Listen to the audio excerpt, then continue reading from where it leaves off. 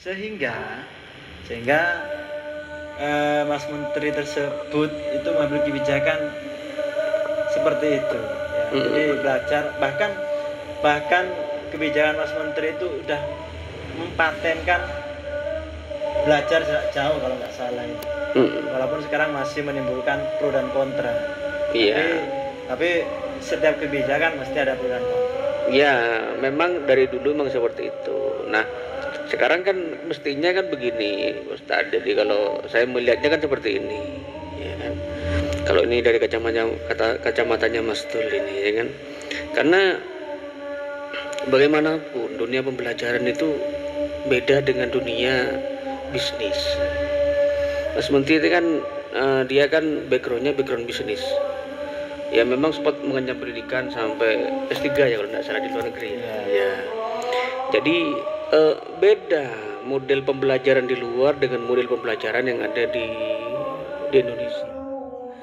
Di Indonesia itu ya memang saya akui ya kan, kalau kita ngomong masalah pendidikan itu memang dunia pendidikan itu memang penuh dengan mafia lah, dunia pendidikan kita itu ya kan. Ya cara gampangnya kalau misalnya panjenengan lihat buku pembelajaran kita itu kan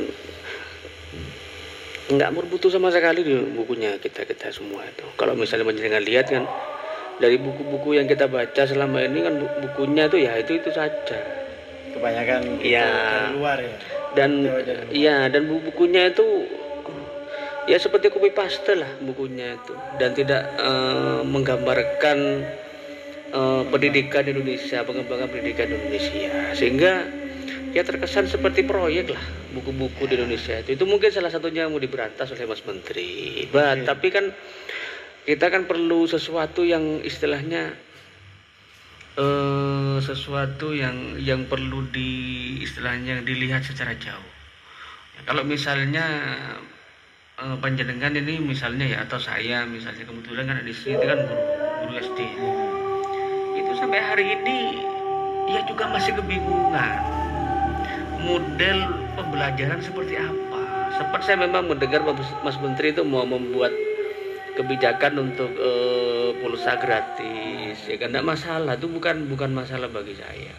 Tetapi kan begini, tidak semua wali murid itu atau murid itu di desa atau ramah di desa itu memiliki HP atau dia memiliki paket data, meskipun itu gratis loh ya.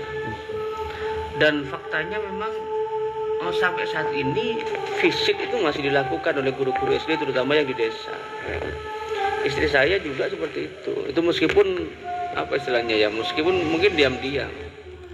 Kenapa demikian? Ya mau bagaimana, muridnya 28 misalnya, mau visit ke rumahnya masing-masing 28 orang. Iya. Nah iya, ini model pendidikan seperti ini itu kan perlu solusi, sehingga ya memang berat memutuskan sesuatu yang sifatnya itu untuk kepentingan orang banyak. Kalau saya sih mikirnya begini,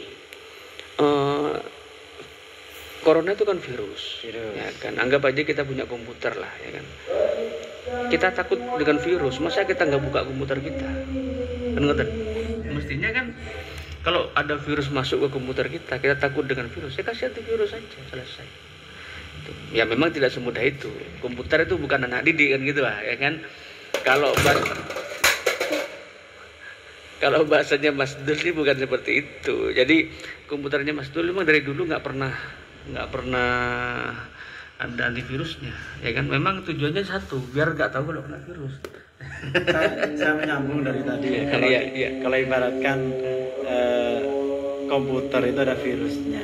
Nah, masalahnya virus corona itu masih belum ada antivirusnya. Sehingga ketika komputer itu ada virusnya, terus gak ada antivirusnya, kita membukanya kan hati-hati, tidak seperti biasa. Ya sama halnya dengan dunia pendidikan di Indonesia ini. Jadi kita mengambil kebijakan itu secara hati-hati. Saya yakin orang di atas sana, kementerian sana juga memikirkan dampak positif negatifnya. Makanya tadi saya bilang kebijakan belajar jarak jauh ini pilihan terakhir untuk kita tetap belajar dan juga tidak melanggar yang namanya aturan dari pemerintah itu protokol kesehatan. Karena pemerintah itu kan juga mengambil kebijakan dilarang berkumpul ya. Walaupun sebenarnya ibaratkan di seni-seni yang lain, perekonomian dan sebagainya berkumpul. Tapi namanya pendidikan sebenarnya kan ngasih contoh. Makanya Mas Menteri itu menginginkan lembaga pendidikan itu ngasih contoh seperti itu. Sehingga Mas Menteri itu membuat kebijakan belajar jarak jauh. Ya. Kalau mungkin kita sudah normal, mungkin nggak mungkin lah belajar jarak jauh. Kita akan belajar secara normal. Mungkin nanti bisa dirubah apanya. Sekarang kan kondisi ibaratkan negara ini ibaratkan sudah terkena ya tadi virus itu. Ya, jadi sulit. Jadi hampir sama ketika buka laptop. Mau buka untuk tambah menular kepada file yang lain, kan gitu ya. File yang lain, seni yang lain dan sebagainya. Sama seperti itu. Kalau masalah perekonomian itu dibuka, ya mungkin itu ada alasan yang lain. Ya, ada yang lain. Kenapa perekonomian dibuka? Yang jelas namanya lembaga pendidikan itu kan mestinya ngasih contoh. Walaupun apa yang diambil dalam instansi pendidikan itu kurang memuaskan bagi masyarakat Indonesia, terutama di pedesaan. Karena saya yakin di pedesaan itu masalah fasilitas, ya baik itu HP, pulsa dan sebagainya itu sulit. Bahkan banyak keluhan. Jadi belajar di rumah itu seakan-akan yang pintar itu orang tuanya. Ya ini pengalaman. Jadi ketika kebetulan anak saya itu kelas 2 MI ya. Jadi ketika ada tugas ya orang tuanya itu yang bingung. Walaupun yang ngerjakan anaknya. Tapi orang tuanya ikut bingung, ikut belajar dan sebagainya. Itu kan suatu kemajuan. Ya. Karena sungguhnya dalam pendidikan itu kita saling kerjasama antara orang tua dengan guru. Jadi mungkin ini dijadikan momentum bagi keluarga biar tahu susahnya jadi guru. Mungkin itu bisa dijadikan dampak positifnya. Ya seperti itu. Karena selama ini guru itu dipandang sebelah mata. Bahkan tahun-tahun kemarin guru itu banyak dilaporkan gara-gara ciwit anaknya, gara-gara ngepuk anaknya, padahal itu sepele. Sehingga banyak guru itu dipenjara gara-gara laporan dari orang tua. Nah sekarang orang tua merasakan sendiri. Ya, mungkin nanti ke depannya orang tua itu lebih pasrah, ibaratkan lebih pasrah dalam dunia pendidikan. Sehingga tidak ada lagi mencoreng nama pendidikan, orang tua itu melapor guru itu karena mukul anaknya. Mungkin itu dampak positifnya dari kejadian ini. Ya. Mungkin itu ya pendapat saya tentang musibah, karena ini musibah besar ya. Musibah besar. Iya, kalau misalnya kita ini kan orang-orang yang di bawah itu kan ya bagaimanapun kita memang disuruh memandang sesuatu yang dari sisi yang positif. Iya, ya kan. Kita memandang sesuatu yang positif. Tetapi sebagai pemerhati pendidikan, ya kan rasanya kan kurang pas. Karena bagaimanapun kalau misalnya memang kita mau ngomong protokol kesehatan ya, saya yakin yang paling patuh itu di sekolah ketimbang di mall, ya kan? Iya, ya. Mari kita lihat, cek ke lapangan ya, visit ke lapangan, dilihat ke lapangan. Di mall itu nggak ada jaraknya tuh, malah jarak-jarak tuh nggak ada. Waktu kejadian di awal-awal ketika dibuka bandara itu kan sampai rame ya, seperti itu. Tetapi kalau dunia pendidikan, saya yakin kalau kita ngomong protokol COVID, ya kan, kemudian sekolah, ada sekolah istilahnya kita ada RW tangguh, RT tangguh, kemudian ada desa tangguh, kemudian ada pesantren tangguh. Sekarang ada rencananya ini katanya Al-Azhar itu mau jadi masjid tangguh. Gambarnya seperti itu karena kan Al-Azhar ini menerapkan protokol COVID, gitu kan. Sholatnya ada jarak, pengajiannya seperti itu, ada disinfektan dan penyemprotan dan segala macam. Itu masih kurang, ya kan? Apakah seperti itu masih kurang? Kalau misalnya memang suatu saat ada sekolah tangguh misalnya, sekolah yang jaga jarak, misalnya jaga jarak, kemudian cuci tangan, kemudian pakai masker, kemudian ada disinfektan, kemudian sekolahnya betul-betul bersih, terjaga dari virus dan segala macam, itu kan bukan tidak mungkin. Jadi sehingga apa namanya ya, giroh pembelajaran dan apa namanya pendidikan itu tidak hilang dalam dunia pendidikan. Ya kan, kalau misalnya seperti itu memang perlu penelitian secara holistik lah, ya kan, terutama dosen-dosen ini, ya kan, dosen-dosen, iya perlu meneliti, ya kan, artinya apa? Betul tidak kebijakan Bapak Menteri ini itu sesuai tidak atau baik tidak? Itu kan perlu kita cek gitu.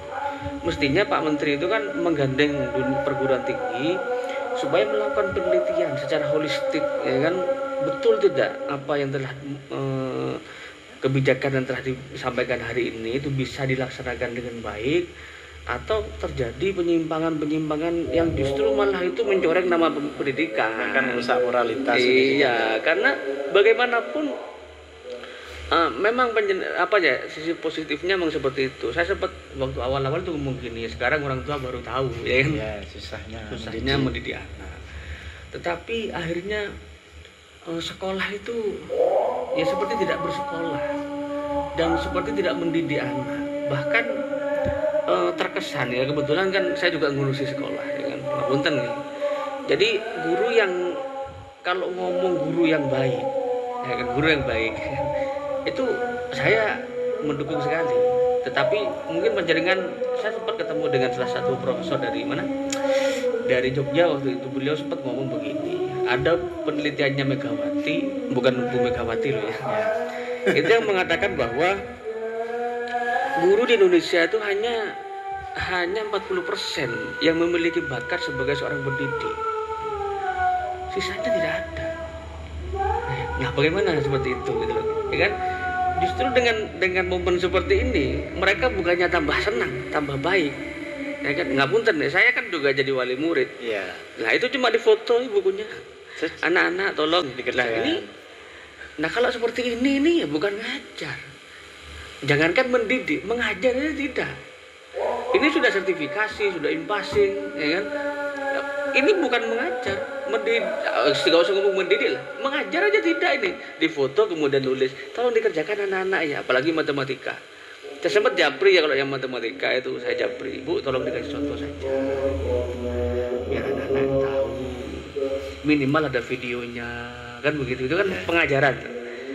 Nah, justru malah seperti ini tuh bagian dari kesempatan orang-orang yang tadi itu, yang mereka memang di sekolahnya itu memang nawaitunya memang tidak untuk mendidik, memang bahkan guru pemalas loh lah ya. Sepengetahuan saya memang guru itu di sekolah tuh lebih banyak yang malas timbang yang rajin.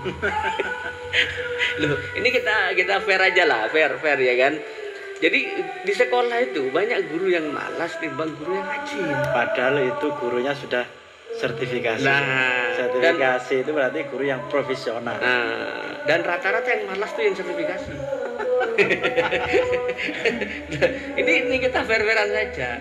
Rata-rata guru yang sudah sertifikasi gitu kan, yang sudah passing itu, mereka tuh lebih cenderung melihat dirinya dalam pendidikan. Artinya gini, dia buat RPP, buat ini, itu kan tugas-tugasnya dia. Tapi ketika pengajaran dan pendidikan, dia lalai memperbaiki caranya dia mengajar, lalai dengan caranya dia mendekat dengan anak, lalai dengan caranya dia memperbaiki diri supaya pembelajarannya lebih diterima dan lebih baik. Itu banyaknya seperti itu. Justru malah guru-guru yang sepengetahuan saya, ini mungkin cuma kacamata yang kecil, itu malah justru guru-guru yang mereka tidak peduli dengan sertifikasi. Dia cuma ngajar, sudah nggak punya sertifikasi, nggak, gajinya ya pas-pasan. Malah justru mereka yang semangat, yang punya inovasi. Mereka tuh lebih dekat dengan anak-anak. Ini cuma pengetahuan saya loh ya. Dari beberapa sekolah yang saya tahu, justru anak-anak itu lebih dekat dengan guru yang tidak sertifikasi. Lebih disukai guru-guru yang tidak sertifikasi itu timbang guru-guru yang sertifikasi. Nah, ini juga mungkin perlu penelitian lagi nih, ya kan. Kalau maaf ya Mas. Jadi kalau yang ini kan sistem dari dulu ya. Ini sistem dari dulu ketika ada perekrutan sertifikasi. Walaupun saya itu nggak pernah sertifikasi, tidak pernah ngurus. Tapi ketika saya itu melihat dari pengalaman dari ya sekitar saya itu emang benar. Rata-rata guru yang sertifikasi itu ya hanya ngajar sebatas ngajar, dan kebetulan rata-rata itu kebanyakan sepuh. Secara kemampuan teknologi membuat media pelajaran dan membuat pembelajaran biar lebih aktif, jadi itu kurang. Sehingga yang lebih inovatif dalam pembelajaran itu biasanya guru-guru baru. Karena guru-guru yang baru lulus itu masih ibaratkan keilmuannya masih kinclong. Sehingga guru-guru yang baru itu semangatnya tinggi seperti itu. Semangat untuk sertifikasi? Yo enggak seperti itu. Karena kalau sekarang itu sertifikasi itu sulit. Ya, kalau sekarang sulit. Kebetulan banyak di teman-teman saya itu sampai sekarang nomor namanya RPTK itu sampai sekarang udah pengabdian 6 tahun itu belum dapat. Sekarang itu.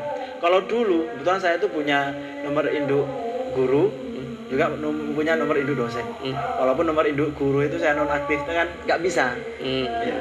Saya itu punya nomor induk guru itu kurang pada tahun 2009. Karena dulu gampang, ngajar 1 bulan langsung keluar. Mungkin itu dari awalnya itu terlalu ibaratkan manajemennya terlalu gampang mengeluarkan nomor induk guru. Mungkin tujuannya ya saya kurang tahu. Yang jelas dampaknya ke sini nih. Ketika pengajuan sertifikasi guru, dulu kan portofolio. Ya, cuma ibaratkan kan bisa dimanipulasi seperti itu. Ya.